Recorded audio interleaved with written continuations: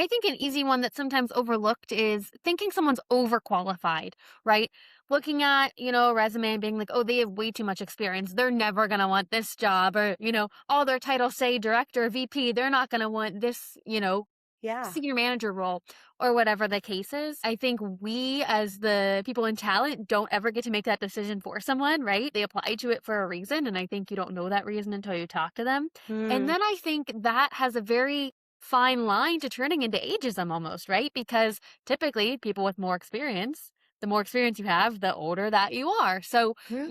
unknowingly, you're kind of turning it into ageism a little bit just by kind of judging them from their experience.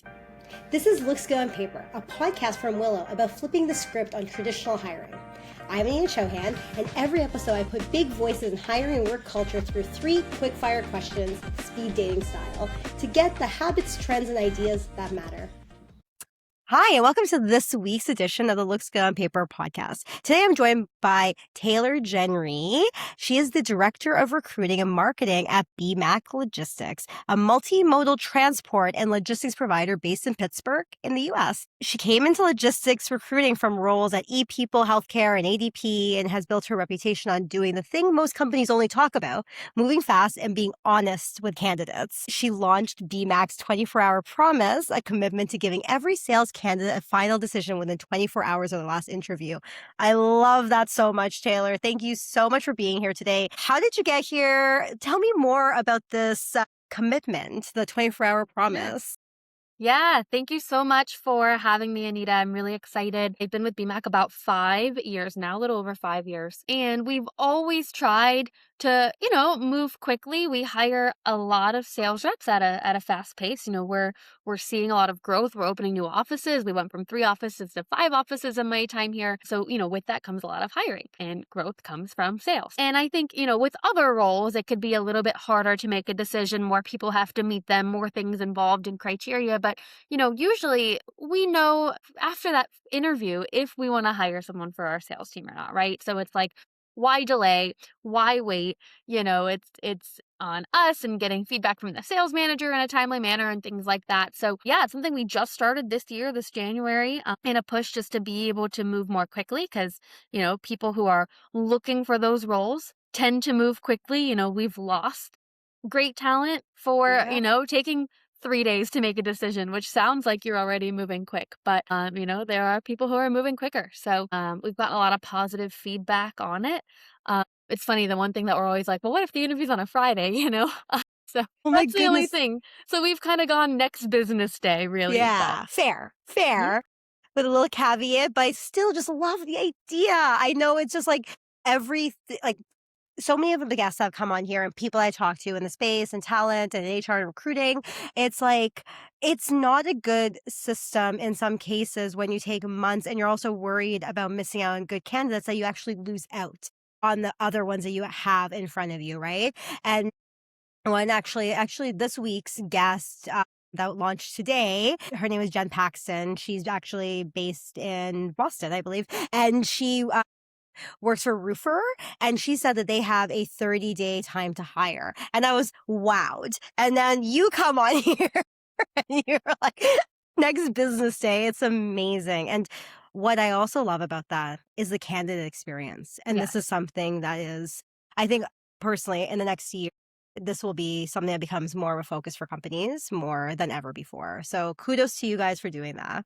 Yeah, thank you. It's been working really well. We've gotten a lot of good feedback from the candidates on it, so That's great. That's amazing. And I know having been in a position for hiring for specifically sales people as well, I know that that talent gets snapped up oh, so yeah. fast. There's so many opportunities. So many. And especially what I've noticed is women salespeople as well, especially within tech for ones I've worked with, that I wish we had worked faster for so many Yeah. of them in the past. I Yeah. can think Yeah. of many where I was like, that was a great interview and we did not close fast enough. But why don't we get started? You know the drill for Looks Good on Paper. 3 questions, rapid speed dating style. And the first one, what is the biggest hiring mistake companies keep making even though it's clearly not working? Yeah, I mean, I had really put some thought into this, and I think the biggest one that I can really think of is not paying people what they're worth, right? And because with that comes people who ask for a certain amount, maybe they decide to take a lower amount if you can't make that happen and they say, okay, that's okay, I'll take the offer anyways. But in my experience, most of the time, those people who accepted a lower rate than what they wanted are going to keep looking. They're not going to be there long term. And I really think companies then pay the price later. You pay more money to replace them. You pay more money because, the next person wants the same amount they wanted that you wouldn't pay them. So, the training costs, the opportunity costs of having to have that new person learning instead of, hitting the floor running. So that's really the biggest one to me. And I think, um, sometimes candidates feel a little bit backed into a corner with that when a company says, what's your desired salary and isn't upfront with what their range is, because then, maybe the company's range is 70 to 90,000 and that person puts 65 on their, application and they're like, great, we'll pay them 65 then, and that wasn't even in the range. So I definitely think being more mindful and paying people what they're worth the first time you have the opportunity to just saves costs in the long run. Absolutely.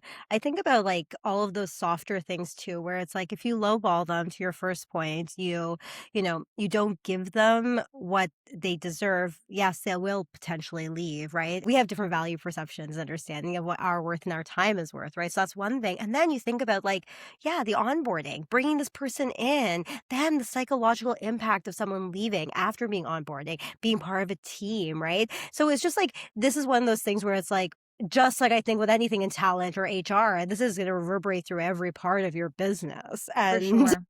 it's like, maybe the reframing that needs to happen is that, first and foremost, I'm sure you can agree that in a general sense, any HR talent function actually needs to be seen as more than just that. It's a bigger Yes. big business function, which is something I think that companies still don't really get, that, Right. somehow that your, employees are the most important thing. But the Yes. second point is that it's actually just, like, not just a cost center, and this will actually impact your bottom line bigger than you think, and it's not just a person that can be replaced over time, right? It's a Yeah. bigger reverberation. So, 100%. and having seen it myself, maybe even been in it myself, where I have been that person where it's like it wasn't a fit. I was lowballed, and you know, I've left because I was just like, this is not worth my time. And I can't imagine what that did for my team members, especially as a leader in a team as well. That's a big problem too. So For sure. And I tend to be pretty honest. Like if I'm interviewing someone and they tell me their salary ask is 45, I'm like, yeah. listen, I'm not even going to say to anyone that you mentioned that number out loud. I'm telling them you asked for 50 because that's what we were looking to pay for this. And I think people really appreciate that too. And that just builds a great initial trust. Absolutely. And I think, just like probably gets a good buy-in to that Yeah. trust, right? And what's really great for that career growth. Yeah, we all know that they're not maybe going to stay with you for the full time, but at least they know now this is where they can be and they can grow through that as Yeah, well. definitely. Amazing. I really appreciate that one. That's actually something that I think, especially now, with one of the things that we talked about in this week's podcast that we launched, was we talked a lot about how people are hiring a lot of juniors to replace one strategy person because they don't want to put the money towards that Sure. higher level strategy person. And that also will net out poorly for you in the long run because there's Right. not a lot of people who are doing those decision making things, right? And you, especially when it comes to startups, we notice one thing that's common across all of this is that people will get executors versus bringing in someone who can lead strategy because of the cost of it. Sure. And I think too that's something that over time is going to become more costly because, one of those juniors want a raise, the other ones hear about it, they all get the same raise, you might as well have just paid the higher level person. Absolutely. Absolutely. And set them up for success, For right? sure. All right. Moving on to question number two. What's a hidden bias companies unknowingly have, even when they think they're being progressive in their hiring? I think an easy one that's sometimes overlooked is thinking someone's overqualified, right? Looking at, a resume and being like, oh, they have way too much experience. They're never going to want this job. Or, all their titles say director, VP. They're not going to want this, Yeah. senior manager role or whatever the case is. I think we as the people in talent don't ever get to make that decision for someone, right? They apply to it for a reason. And I think you don't know that reason until you talk to them. And Hmm. then I think that has a very fine line to turning into ageism almost, right? Because typically people with more experience, the more experience you have, the older that you are. So, Hmm. unknowingly, you're kind of turning it into ageism a little bit just by kind of judging them from their experience, you know? And I 100%. bring that up on my first call. If I notice someone has a lot of experience, I always say, "Hey, I never like to say someone's overqualified for a position, but I want to make sure, this is what you're looking for at this time in your career. Yeah. Are you okay with not being at that director level or whatever the case is?" I've had people all the time say that maybe, "Oh, I don't want to be managing people anymore," or Yeah. line of sales. So I don't need to be in that manager position or whatever the case is. You just don't know until you have the conversation. I really appreciate that so much. I feel like there's just so many things that could go into that decision to maybe change your role, change your title, choose something that's different. Some things I've seen burnout, taking a break, Sure. maybe change in your family, maybe something else is going on in your life and you want to take a different role. We also need to create some sort of shift in how we see like the kind of the progression and the career path for people that to get to the top or get to a certain point, you have to be a people leader. Maybe you're actually just better as an IC, right? As that individual contributor. And not every single person has to follow that Right. pathway, right? Yeah. Yeah. 100%. I agree. And I think sometimes those are just quickly overlooked and nope, not the right fit, but definitely worth the chat always. Absolutely. So, question number three. If you were suddenly to remove CVs from your current hiring process, what would that look like? I honestly think I would love it. I mean, it would definitely affect kind of just like the process of how my team typically operates of, receive the application, screen the resume, decide to move them forward or not.